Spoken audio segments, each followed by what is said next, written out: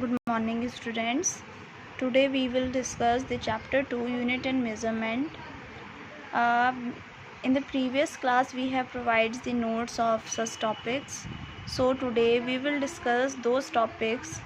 Okay, first start करते हैं chapter start करते हैं मेज़रमेंट. Unit and measurement.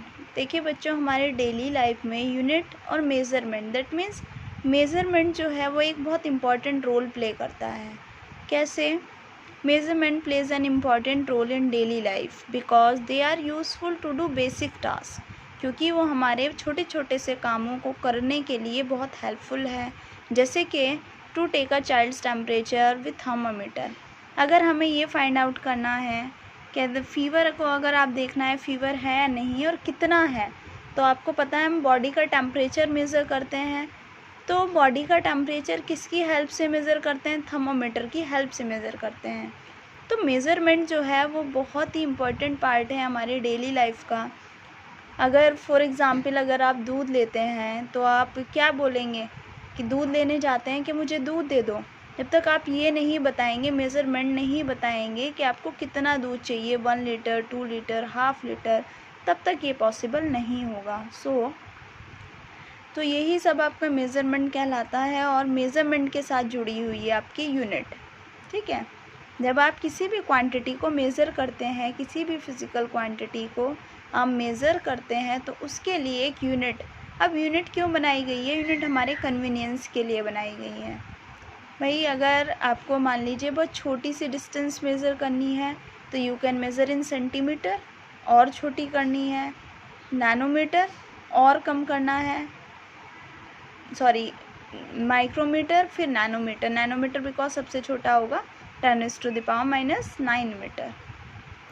तो इसी तरह से बच्चों जो मेज़रमेंट है, मेज़रमेंट के साथ यूनिट आपकी कनेक्टेड है. तो नेक्स्ट है नीड फॉर मेज़रमेंट. ज़रूरत क्या है मेज़रमेंट की, क्या ज़रूरत पड़ती है?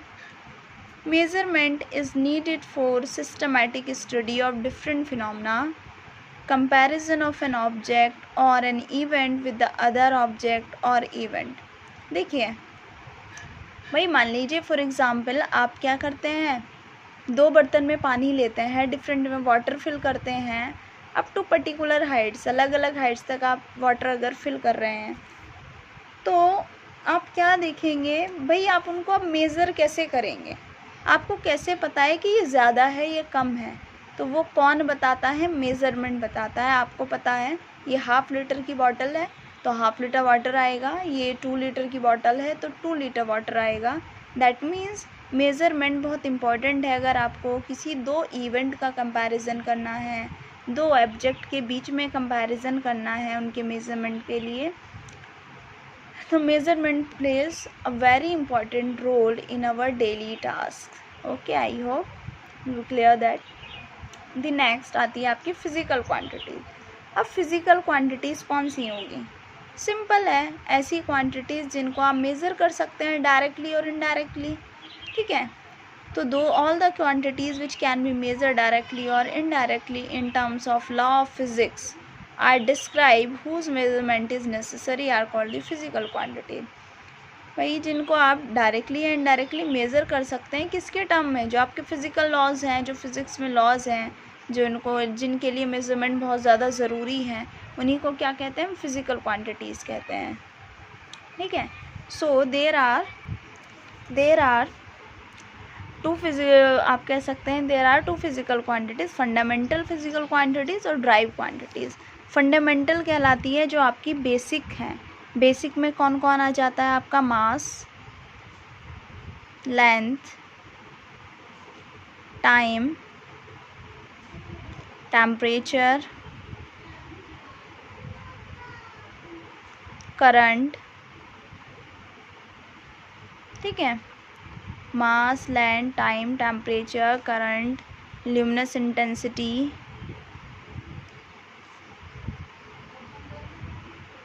ओके. और उसके बाद आता है आपका एंगल एंड सॉलिड एंगल. कुछ बच्चे मुझसे पूछ रहे थे मैम सप्लीमेंट्री क्वांटिटीज़ क्या होती हैं? तो बच्चों, supplementary quantities are those physical quantities which is related to the geometrical terms, ठीक है, सच एज स्फेयर और सिलेंडर और आपके जितने भी ज्योमेट्रिकल टर्म्स हैं, तो जो ज्योमेट्रिकल टर्म्स हैं उनको हम फिज़िकल क्वांटिटीज़ में सप्लीमेंट्री क्वांटिटीज़ कहते हैं, जैसे एंगल हो गया और सॉलिड एंगल हो गया। और these are the fundamental quantities, fundamental quantities जो आपकी बेसिक है, जिन्हें आप कहीं से ड्राइव नहीं कर सकते हैं, those are fundamental. And derived those quantities same है बच्चों, यूनिट भी सेम है कि अगर फंडामेंटल यूनिट्स को आप कहेंगे और ड्राइव यूनिट्स को कहेंगे, तो फंडामेंटल यूनिट्स वो हो गई जो आपकी बेसिक है। कैसे हैं यूनिट अभी लिख देंगे। ड्राइव यूनिट्स, ड्राइव कौन सी होगी, which can be derived with the help of fundamental units, या those physical quantity which can be derived with the help of fundamental quantities are called the drive quantities or drive units। तो ये तो हमने बात की quantities की। अब अगर यूनिट की बात करें तो जैसे मास है, मास की फंडामेंटल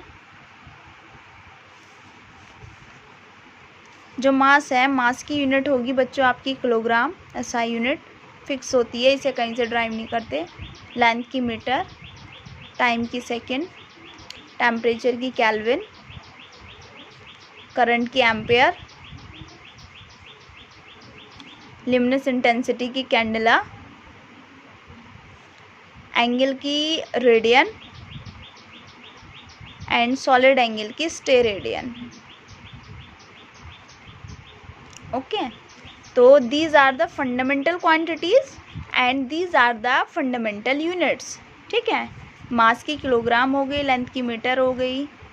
अब बात करते हैं बच्चों यहाँ पर एंगल एंड सॉलिड एंगल। तो बस आप सिंपल इतना ध्यान रखिए इसमें, जब आप एंगल की बात कर रहे हैं तो एंगल होगा आपका किस में, 2 डायमेंशन की बात कर रहे हैं आप, कि एंगल इक्वल्स टू होता है हमारा arc upon radius.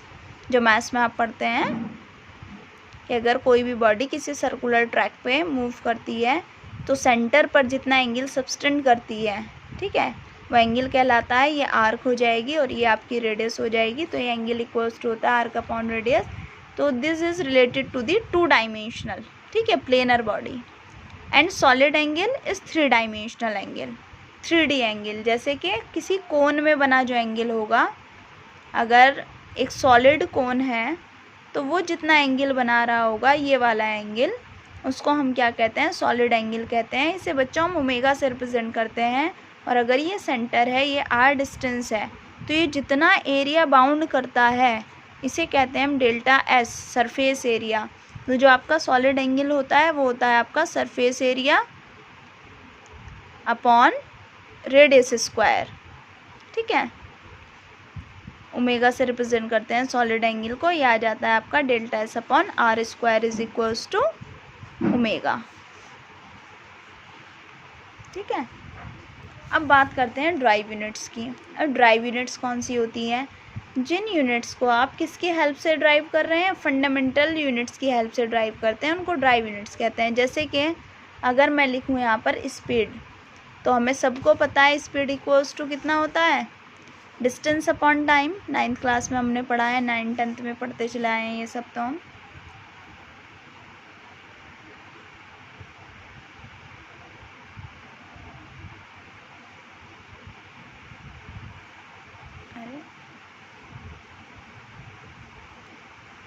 Speed equals to होता है डिस्टेंस अपॉन टाइम। तो अगर आप यहाँ लिखेंगे डिस्टेंस के लिए, देखिए अब बच्चों किसी भी टाइप की लेंथ हो तो डिस्टेंस भी तो एक लेंथ ही है ना। तो डिस्टेंस के लिखेंगे मीटर, टाइम के लिखेंगे सेकेंड, यूनिट क्या आ गई, मीटर पर सेकेंड। सो मीटर पर second is a drive unit. क्या है मीटर पर सेकेंड, एक ड्राइव यूनिट है। ओके, नाउ इसी टाइप से जितनी भी अदर फिजिकल क्वांटिटीज़ हैं वो आपकी क्या कहलाएंगी, ड्राइव यूनिट्स कहलाएंगी। तो आई होप फंडामेंटल यूनिट्स और ड्राइव यूनिट्स आपको क्लियर हो गया होगा। एंड नेक्स्ट आते हैं हम मोस्ट इम्पॉर्टेंट डायमेंशन फार्मूला। तो बच्चों डायमेंशन फार्मूले निकालने के लिए सबसे पहले आपको 2-3 चीज़ें क्लियर होनी चाहिए। जहाँ पर भी आपका मास आएगा, मास के लिए हम रिप्रेजेंट करेंगे capital M in square bracket. जहाँ पर भी लेंथ आएगी, एनी टाइप ऑफ लेंथ, जिसकी भी मेज़रमेंट आपकी मीटर में है या जो किसी भी टाइप की लेंथ हो, जैसे आर्क हो गया, रेडियस हो गया, डिस्टेंस हो गया, डिस्प्लेसमेंट हो गया, ये सभी क्या है, लेंथ ही तो है। तो लेंथ के लिए हम लिखेंगे capital L in square bracket, ठीक है, square bracket is the must, dimension फॉर्मूले के लिए स्क्वायर ब्रैकेट मस्ट है। अब आता है जहाँ पर भी टाइम आएगा, टाइम के लिए लिखेंगे हम capital T in square bracket. Now start, how can find a dimension formula of a physical quantity. For example, इसके लिए बच्चों सबसे पहले देखिए आपको क्या पता होना चाहिए, आपको किसी भी फिज़िकल क्वांटिटी का फिज़िकल फार्मूला पता होना चाहिए कि उसका फार्मूला क्या होता है। जैसे कि एरिया है, सबसे सिंपलेस्ट एरिया किसका होता है बच्चों, सबसे सिंपलेस्ट एरिया होता है हमारा रेक्टेंगल का, लेंथ इनटू ब्रेड। अब देखिए, कभी आपने ये ध्यान दिया है कि अगर आप एरिया निकालते हैं सिलेंडर का, तो भी सिलेंडर छोड़ दीजिए, चलो 2D में बात करते हैं, अगर आप एरिया निकालते हैं रेक्टेंगल का तो भी लिखते हैं आप मीटर स्क्वायर यूनिट, अगर एरिया निकालते हैं आप स्क्वायर का तो भी लिखते हैं आप मीटर स्क्वायर यूनिट, अगर एरिया लिखते हैं आप किसका, ट्राइंगल का, तो भी आप लिखते हैं मीटर स्क्वायर यूनिट। ये क्या है, आप देखिए इसका मीनिंग क्या है कि फिज़िकल क्वांटिटीज़ का नेम बदल रहा है, लेकिन मतलब सरफेस चेंज होने से या शेप चेंज होने से आप ज्योमेट्रिकल नेम उन्हें डिफरेंट डिफरेंट दे रहे हैं, बट क्योंकि आप सबके एरिया की बात कर रहे हैं तो यूनिट क्या होगी, सेम होगी। अब अगर ऐसा ना हो तो एक ही फिज़िकल क्वांटिटी के लिए आप कितनी यूनिट्स याद करेंगे, अगर खाली एरिया की यूनिट आप याद करेंगे तो कितनी करेंगे। तो ये एक हमारा प्रिंसिपल कहलाता है, प्रिंसिपल ऑफ होमोजेनिटी, ठीक है। This principle is also discussed in the chapter. क्या कहता है प्रिंसिपल ऑफ होमोजेनिटी, के only those physical quantities are added और सब्ट्रैक्टेड हुज डायमेंशनली, या कह सकते हैं हुज आर डायमेंशनली इक्वल, कि उन्हीं फिजिकल क्वांटिटीज़ को आप ऐड या सब्ट्रैक्ट कर सकते हैं जो डायमेंशनली सेम हो, एक जैसी हो। जैसे कि आपने देखा होगा एरिया में एरिया को आप ऐड करते हैं, ऐसा तो कभी नहीं देखा ना कि एरिया में आपने लेंथ को ऐड कर दिया या सब्ट्रैक्ट कर दिया, ठीक है। तो इसी तरह से सबसे सिंपलेस्ट ले रहे हैं हम, एरिया होता है आपका लेंथ इनटू ब्रेड्थ, ठीक है। तो लेंथ के लिए L लेंगे, ब्रेड्थ के लिए भी L लेंगे, ये आ गया आपका L स्क्वायर। अब बच्चों जो डायमेंशन फॉर्मूले का रिप्रेजेंटेशन है वो रिप्रेजेंटेशन क्या है, देखिए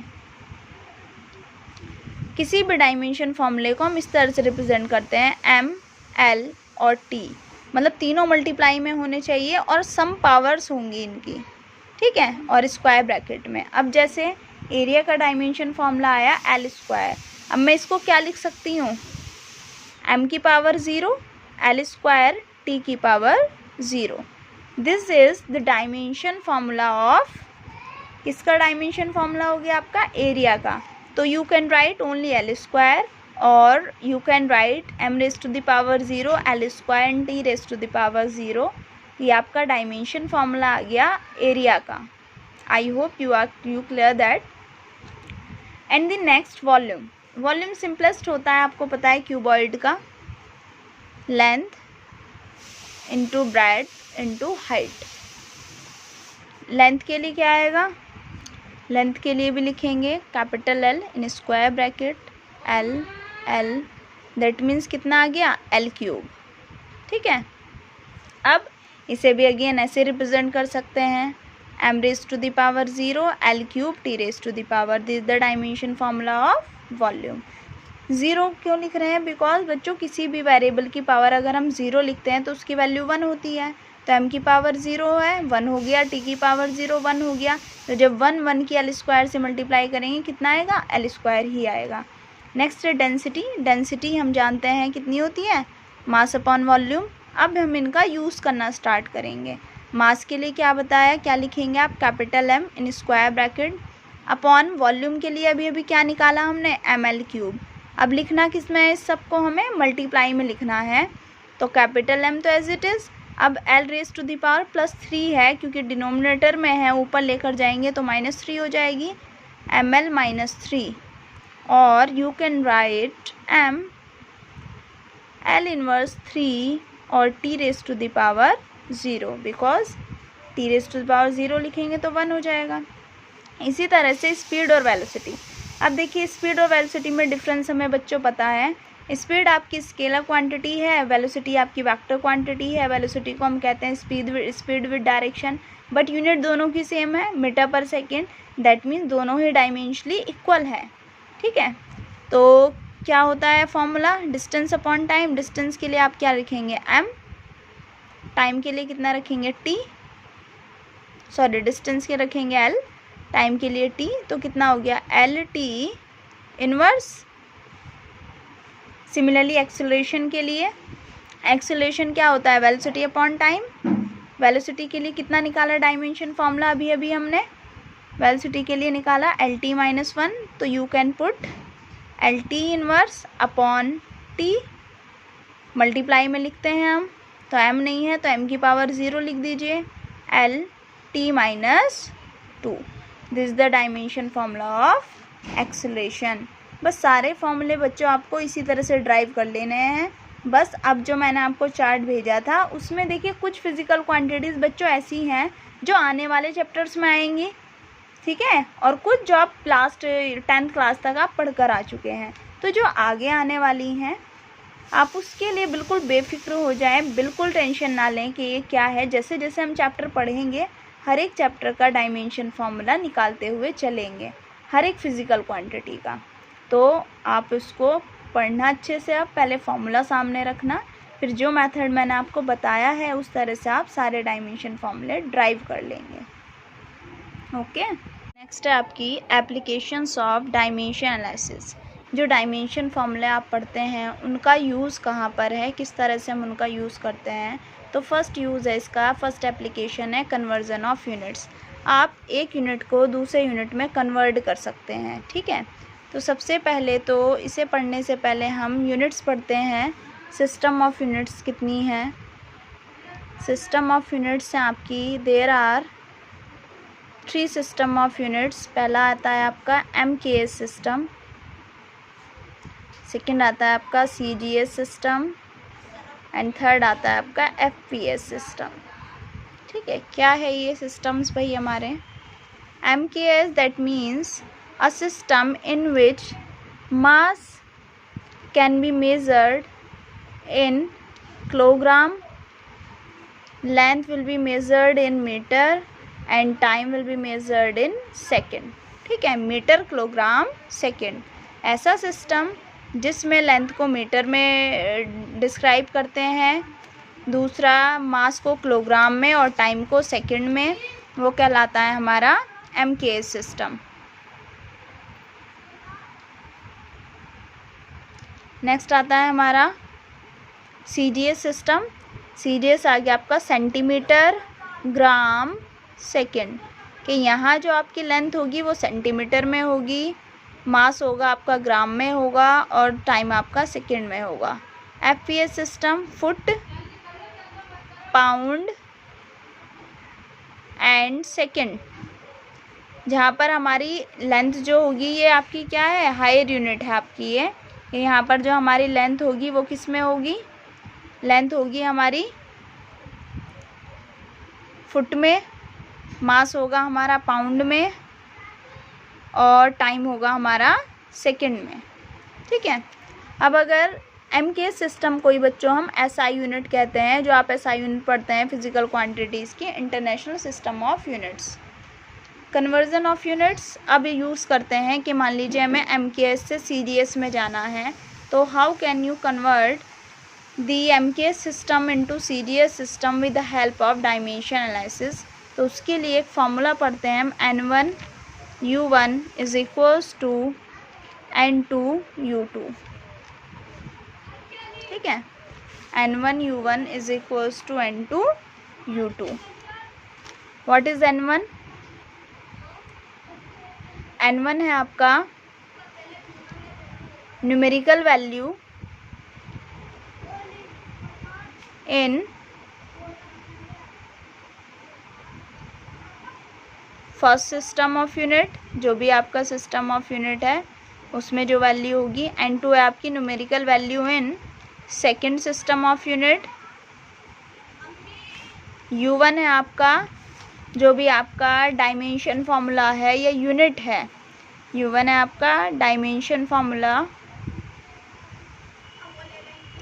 और unit in first system.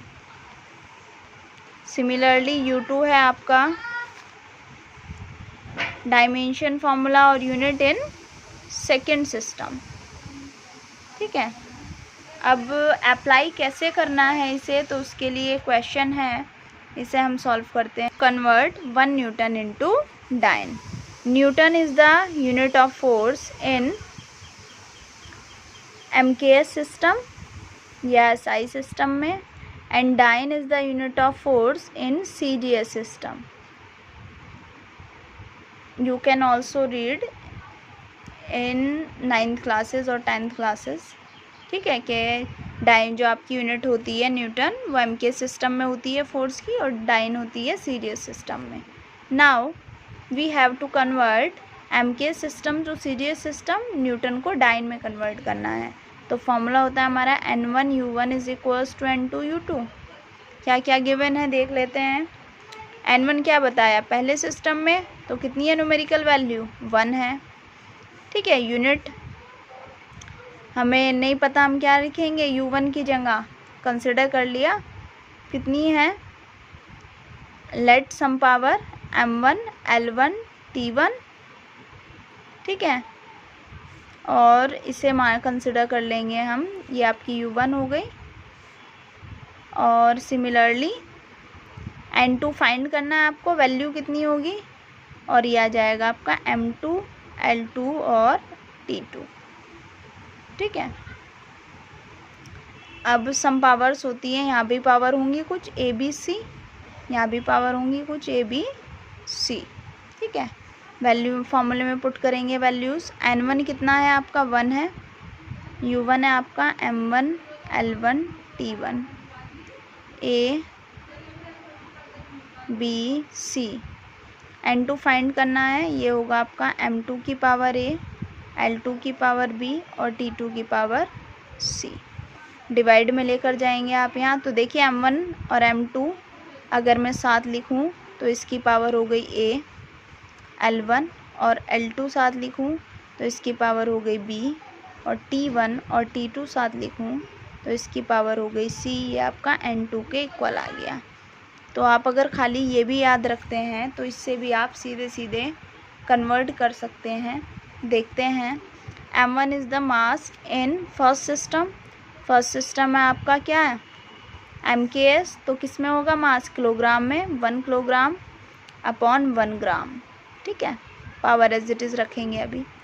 L1 है आपका length 1 metre, L2 centimetre, B ये भी 1 सेकेंड और ये भी 1 सेकेंड,